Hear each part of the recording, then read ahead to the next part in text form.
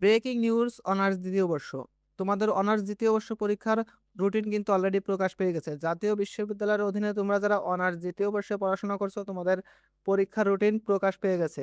দেখো, 28/9/2026 তারিখ তোমাদের ইংলিশ কম্পালসারি বিষয়টা দিয়ে পরীক্ষা শুরু হচ্ছে। 28/9/2026 তারিখ ইংলিশ কম্পালসারি বিষয়টা দিয়ে তোমার পরীক্ষা শুরু হচ্ছে, যার বিষয় কোড 222109।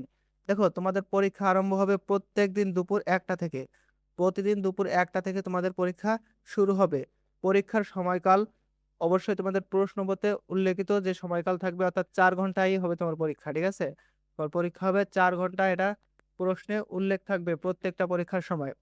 দেখো, তোমাদের 1/10/2026 28 তারিখের পরে আছে 1 তারিখে, 1/10/2026 তোমাদের বাংলা, ইংরেজি, আরবি অর্থাৎ সকলেরই পরীক্ষা আছে। 1/10/2026 এটা সকলের পরীক্ষা আছে। দেখো, তোমাদের কোন তারিখে কাদের এক্সাম, এই বিষয়টার এটা টোটাল একটা রুটিন।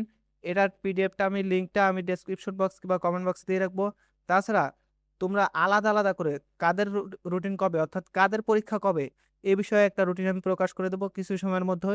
তোমরা অবশ্যই আমার চ্যানেলটা সাবস্ক্রাইব করে রাখবা এবং ফেসবুক থেকে দেখলে অবশ্যই ফলো দিয়ে রাখবা, কারণ আমি প্রত্যেকের রুটিন আলাদা আলাদা করে দিয়ে দেবো। অর্থাৎ রাষ্ট্রবিজ্ঞান ডিপার্টমেন্টের রুটিন আলাদা, ইংলিশ ডিপার্টমেন্টের রুটিন আলাদা, তারপরে তোমার সমাজকর্ম ডিপার্টমেন্টের রুটিন আলাদা, সমাজবিজ্ঞান ডিপার্টমেন্টের রুটিন আলাদা, হিসাব বিজ্ঞান রুটিন আলাদা, অর্থাৎ প্রত্যেকটা ডিপার্টমেন্টের আলাদা আলাদা রুটিনটা আমি প্রকাশ করে দেবো।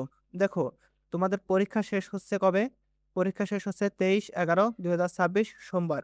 23/11/2026 সোমবার তোমাদের পরীক্ষা শেষ হচ্ছে এবং শুরু হচ্ছে 28/9/2026, এবং প্রত্যেকদিন পরীক্ষা হবে তোমার দুপুর 1টা থেকে। দুপুর 1টা থেকে শুরু।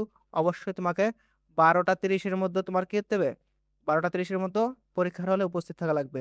প্রিয় শিক্ষার্থীবৃন্দ, আমাদের এই চ্যানেলে তোমাদের পরীক্ষার আগে প্রত্যেক দিনের সঠিক সাজেশন পেয়ে যাবা, শর্ট সাজেশন। তাই অবশ্যই তোমরা শর্ট সাজেশন পেতে আমাদের চ্যানেলটা ফলো দিয়ে রাখবা এবং ইউটিউব থেকে দেখলে সাবস্ক্রাইব করে রাখবা। তো ভালো থাকো তোমরা সবাই। আল্লাহ হাফেজ।